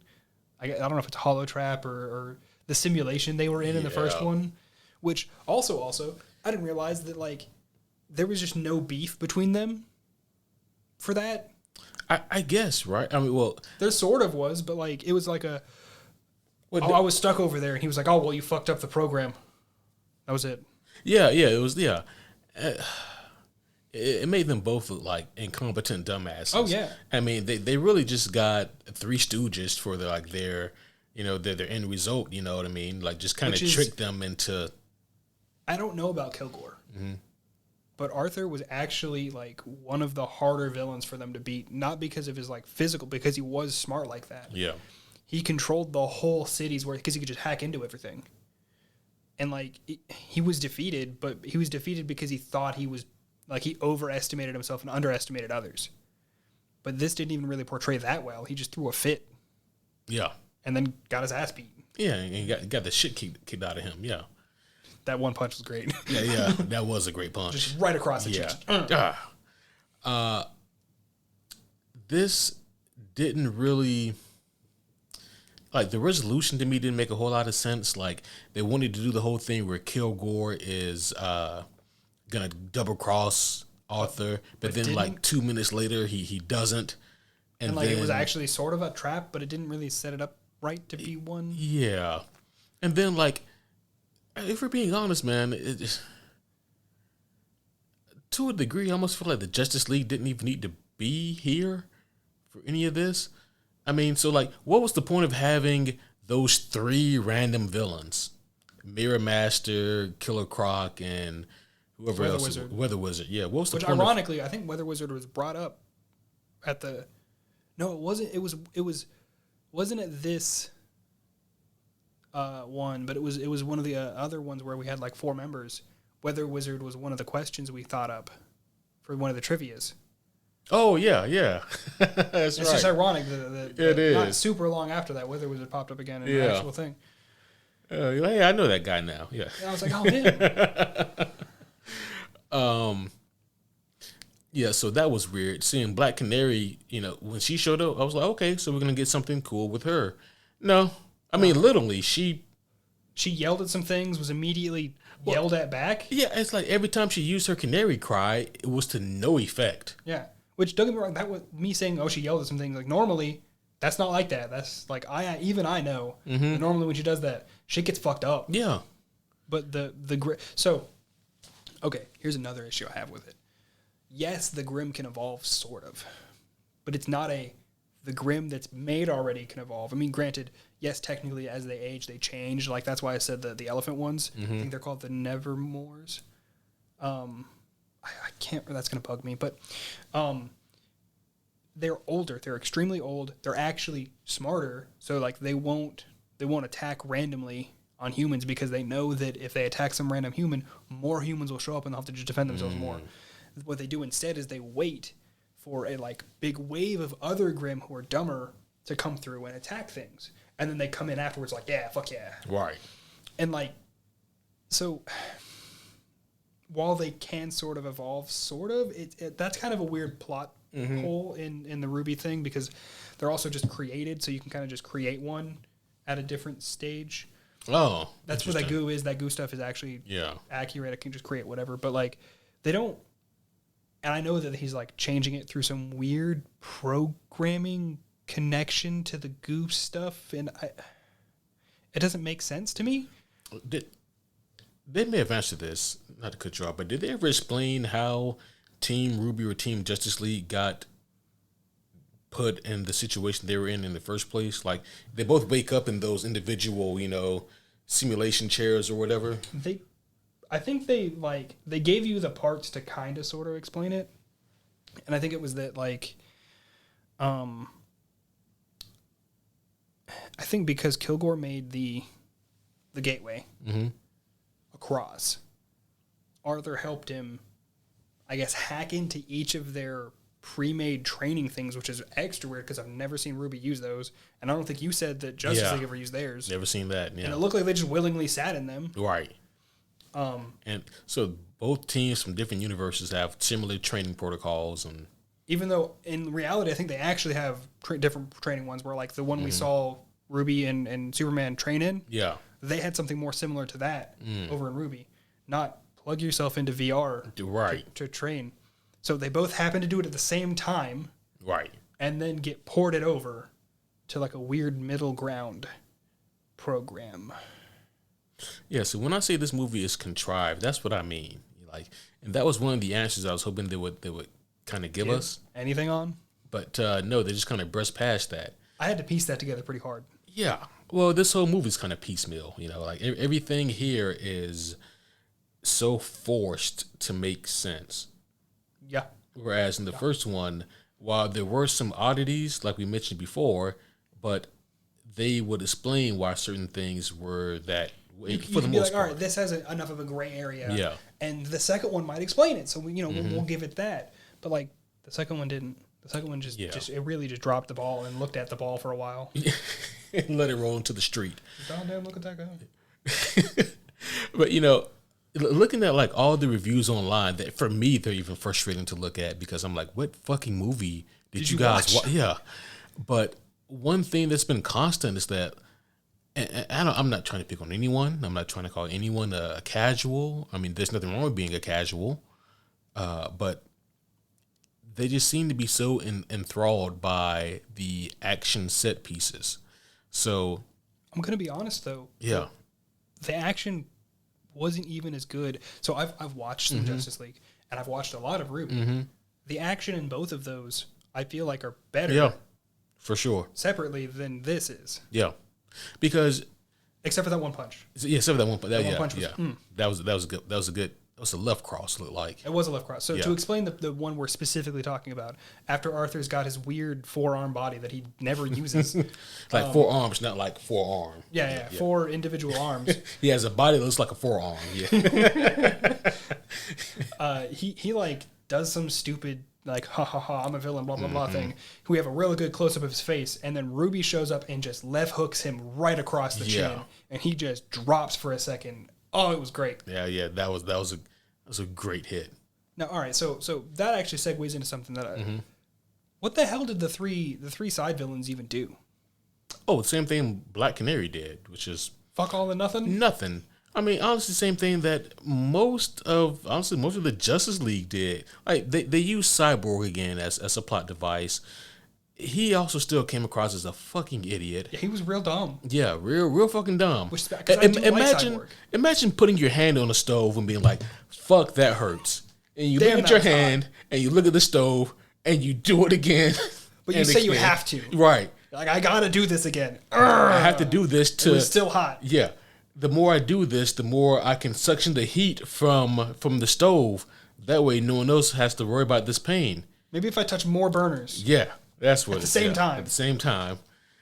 So, yeah, he just felt real fucking dumb, and it was so frustrating that he kept doing the same shit over and over again, and in the end, it fucking worked. It just did. Yeah. Like, also with that, when he just like clicked back into normal him, there was no like shift back. It was like they just cut straight to it, and I was like, what the fuck just happened? I thought that maybe he shifted over to like another, I thought maybe we were about to see like everything's paused and he's like in AI space or whatever, or like computer space where he's just thinking really fucking fast. That would have been cool. That would have been really cool. But no, he's just like, oh hey, I'm good. I'm good now. Yeah, it's dust. Right. Like what? I mean, there are different types of dust. Oh, there's like 6 different types of dust. Oh shit! But I guess they happened to pick the right one. Yeah, they got the right one. Yeah, I don't know. It was like a one size dust fits all type scenario. Frustrated about it. Yeah, it's so frustrating in this one though, because it felt like, while it was always a weird combination, as we mentioned, at least in part 1, like the Justice League, they really felt like at least some type of version of themselves, and they felt like they made themselves useful. Whereas in this one, they just felt like fucking peons. Like, what's the point here? Like, Wonder Woman's only thing she does here is she gets fucking mind controlled by Kilgore. I mean, she like lassos some shit and throws it. Wow. Okay. Yeah. Superman, his job is to be beat up by kryptonite. Yeah, depowered again. Batman's job is to be poisoned. Yeah, that was another time. Yeah. If you're just gonna have to handicap most of the team anyway, what is the point? Why don't you just, again, like you said, they're off-world fighting some shit. Yeah. And Teen Titans are there. Yeah. Or the reserve Justice League they keep talking about. Yeah, the reserve members that they say 5 fucking times. Right. So it was just so frustrating to deal with, right? And like the story elements and the plot reveals just didn't. It wasn't worth it. No. It just really wasn't worth it. And then like the resolution felt just as lazy as the rest of the movie. I feel like it actually felt even more lazy. Oh yeah. You're just like, and yeah, it's done. Because think about it, like one of the last things we see, Cyborg gets plugged into all the different, grims that he needs to be plugged into. He holds up his always gun arm, which is weird. The bitch is never not a gun. Right. Also, you guys know that his arm isn't always gun form, right? Well, whatever. And he holds up his gun arm to Arthur, and we don't even see the blast, right? We see him like loaded up, but we don't see. Oh yeah. Yeah, we don't see. And then fast forward some time later, like he's trapped in. He and Kilgore trapped in the. Yeah. Along with that, we didn't even see him because he said he needed to plug into all 6 of the types. Right? Yeah. Right. And we see him plug into one. And then we seen away. Yep. And then we seen back, and he's like not plugged into that one the same way anymore. He's in the ground, and he's somehow plugged into all of them. We just didn't see any of that shit happen. Yeah, he gets a cartridge of dust that fits perfectly into like whatever kind of contraption he has in his arm.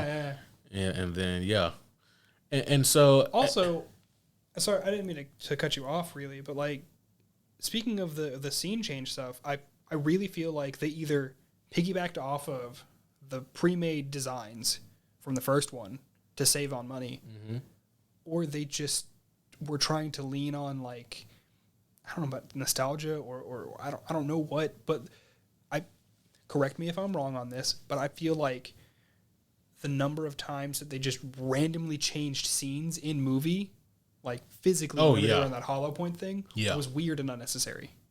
Yeah, they tried to do that as a way to fancy up the movie, but I think you're right though. I think it was a way for them to save money by just using the old shit.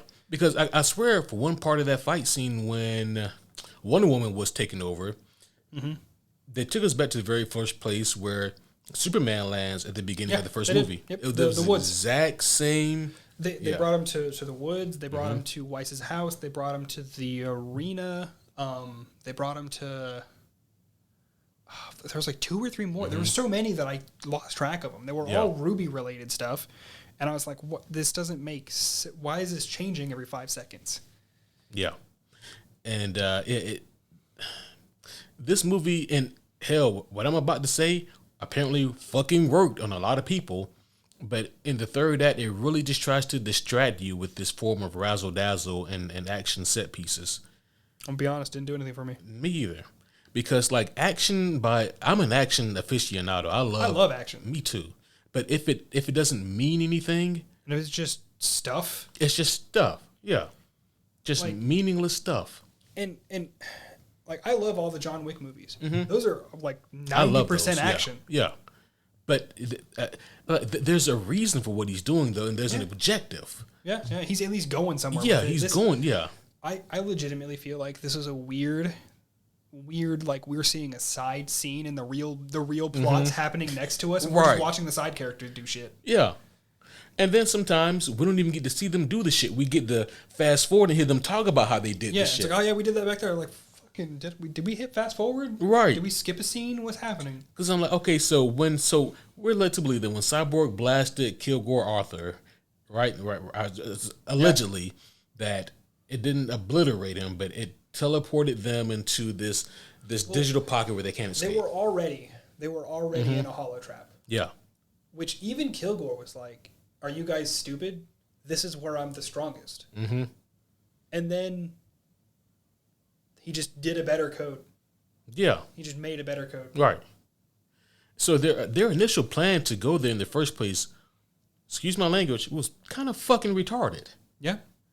Because, why? Because they came up with that plan on the fly. Cyborg on the fly came up with the plan of maybe if I plug into, each different type of Grim, then that's what we need to do.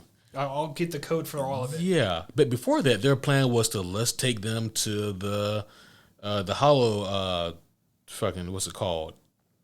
The hollow trap? Yeah. Let's take them there. Which you brought something up that I actually thought was going to be a good one. It was like, I thought they used Mirror Masters. Yeah, the Mirror World. I thought they just did that. But it almost looks like to me that when the sub villains used their powers together, which I don't even know what the fuck Killer Croc did there. he bit just somebody. Stood there. Yeah. Which I love Killer Croc as a character, but why'd you pick him? For right. This? Right. What was the point? Yeah. When Weather Wizard and Mirror Master. Mm-hmm. Used their powers together, it just cracked the mirrors and made a smoke screen, and then they ran to a light. Yeah. Why didn't they just mirror world him? I didn't know that was what we could do. Yeah, and so that shit's kind of OP, to be honest with you. I mean, if you plot them in a world where you control everything, yeah, they'd be done. Yeah. Granted, you'd kind of be like, I guess, giving yourself up to the Mirror Master to control the Justice League, and I guess that'd be like a cool... Well, it'd be one of those things where it's like, just put the fucking villain in there. Yeah. Just, all right, cool, done. Yeah. How do you get out of that? He has to let you out. Oh, like there's...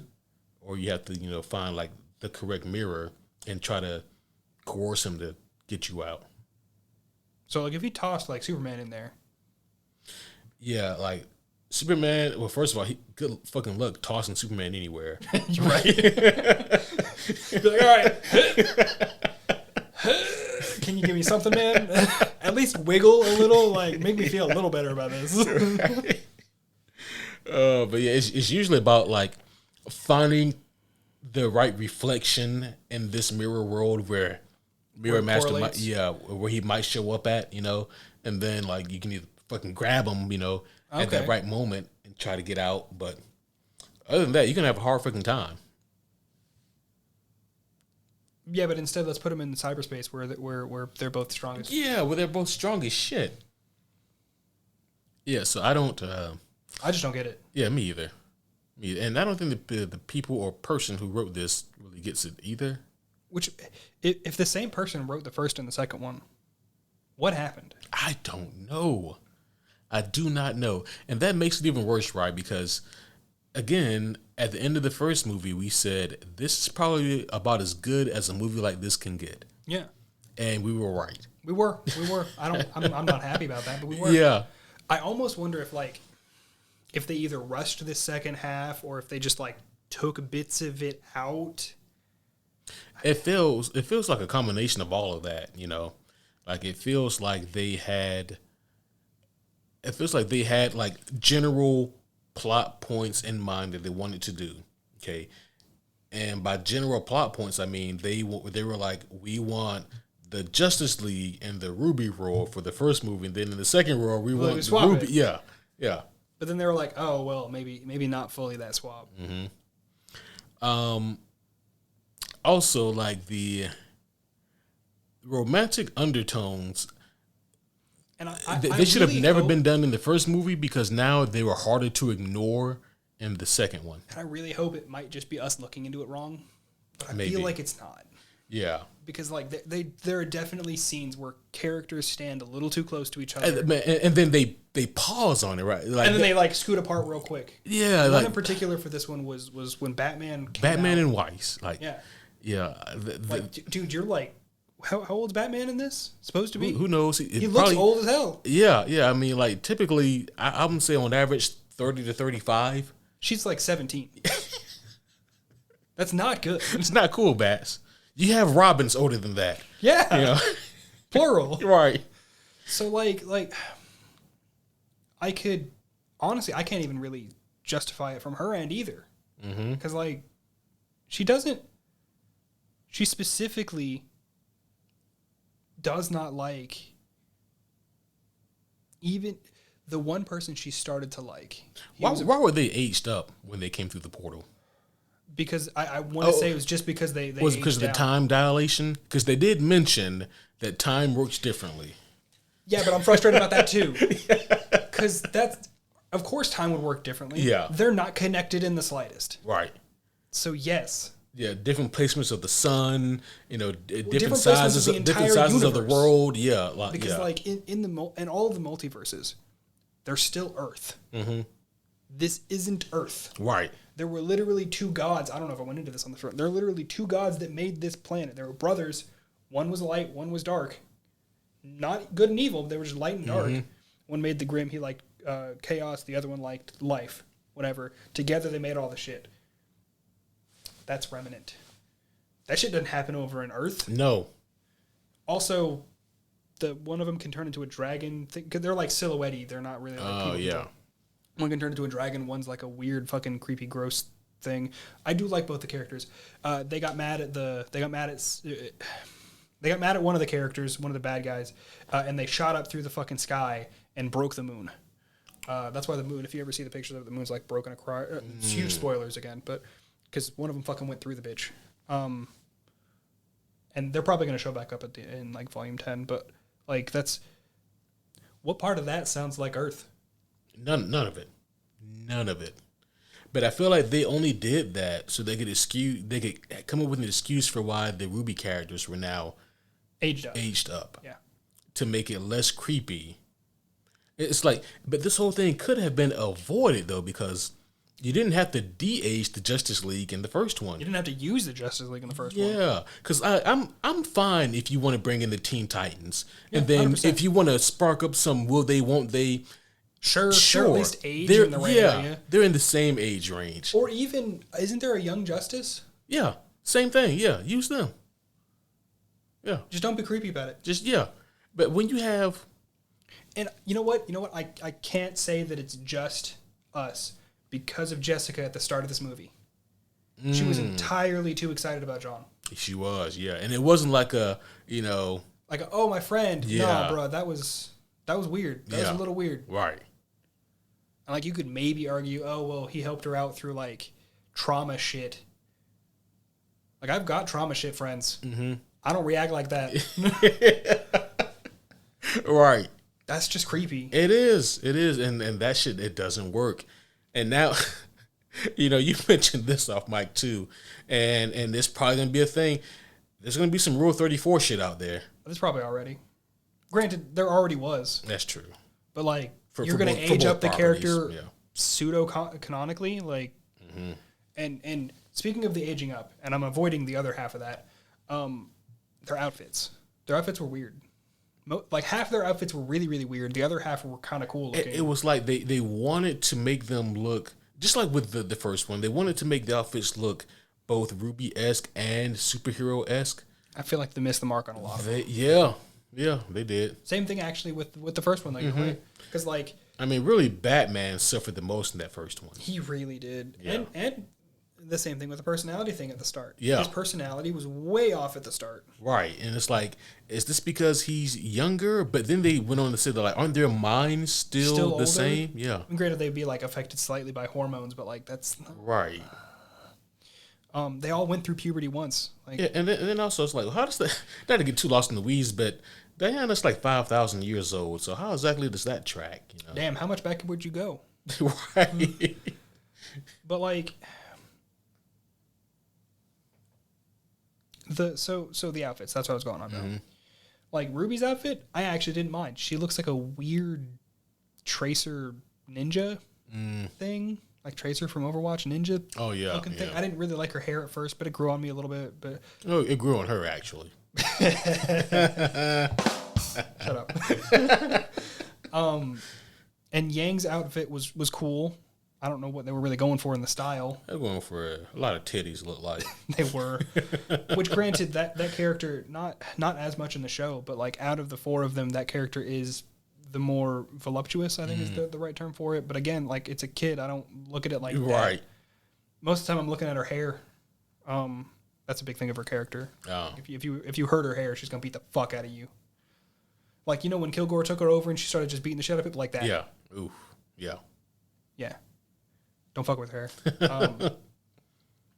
Like their outfits were the better of the four. Weiss's felt a little lazy. And Blake's was half cool, half stupid. Yeah. Yeah.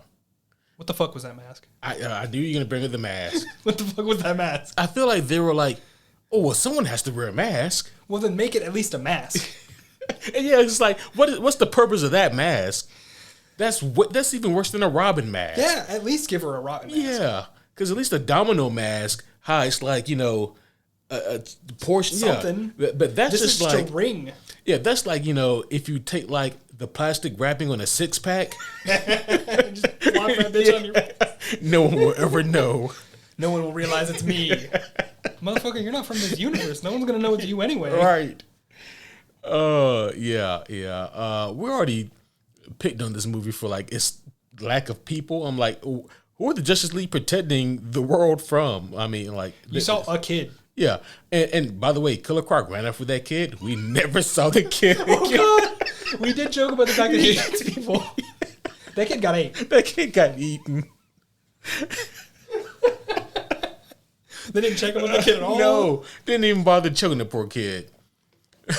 Yeah, how you gonna trust Killer Croc with a 6-year-old kid? He might have been 12. Way too young. Where the fuck was his parents? Right. What was he doing? Why was he the only living non-Justice League member? Yeah. I mean, they could not have picked the worst person. You know what I mean? And then they explained Weiss's weapon, right? Her pseudo weapon. Here's another thing. RWBY got a scythe. That scythe doesn't look like anything No. DC. She didn't have it when she came over, and it did not look like her normal fucking weapon. Blake also sort of had weapons randomly. So, and also, I hated the combo. Why would you have a quarterstaff and a sword? It's true. It's dumb. You know, like, and they were on to something, right? When they were using, like, maybe villains that were being, like, stores from, like, the villains, you know what I mean? Yeah. That, they were on to something. They're like, hey, you want to give RWBY a scythe? Here's, you know, we had this guy named Scarecrow who used the scythe. Yeah. You know, just try to make the world feel alive. And I guess that's maybe for me one of the biggest things. This world just felt so flat and dead. I feel like they didn't try. Yeah. I just could you have tried? Something. Just tried. Yeah.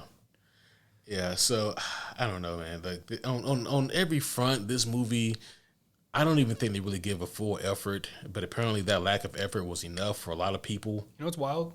We've talked about this movie longer than this movie's been. That's almost the first one. Yeah, I liked that more though. That's true. There's more good I like to talk both about. the first one and the first review. Yeah.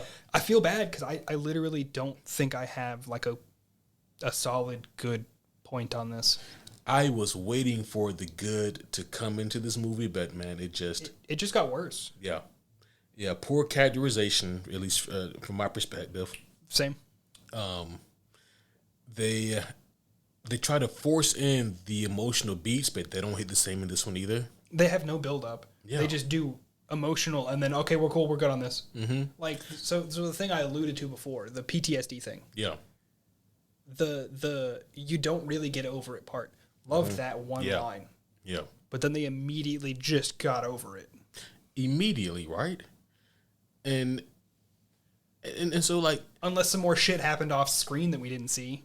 Well, and they try this shit and it just fucks up the characters and it fucks up the pacing and it just doesn't work, right? So like having, you know, RWBY have her heart to heart with Superman. You even said it like, where the fuck did this come from? Yeah. Also, RWBY has never just brought up her mother to anybody really. Like that's not like is it a crucial part of her personality? Sure. For sure. The person who brought up their mothers more was Yang. She actually brought it up pretty early on in the show to Blake because Blake was having a really rough time, and it actually was more Yang brought it up a little bit and then immediately segued into her part of it. It was more of a hey, we had two mothers. We're not actually fully related. We're half related, same father. And Yang was like, I was searching for my mother who left us. So what she did was she had a lead on it, put her sister in a wagon, she's like 11, by the way, walked into the woods with Grimm and shit to this, she walked for hours to a building. And the Grimm showed up. Obviously, she was tired. She could barely move because she'd walked for hours, and she's a kid with her younger sister in a wagon. And if her uncle hadn't been there and saved them, they would have both been dead. And the moral of it came after that. It was like, you can't push yourself so much that you can't do the thing you want to do. It's like, all right, cool. That made 100% sense. Yeah. The reason she brought it up was there. You had the way she said it, the emotion behind it, all of it. This had none of that. No. And you can't really introduce that and pay it off in a movie like this with this kind of runtime either. Yeah. I mean, even though they did a much better job with Jessica Cruz in the first part. But It really did. They go back and they tried again. Like right after that moment with Superman and RWBY, they tried again with Weiss and Batman. Immediately. And you know, we were like, why is everybody talking about their parents? What the fuck? And I'm like, Batman wouldn't do this, and why? You know? I'm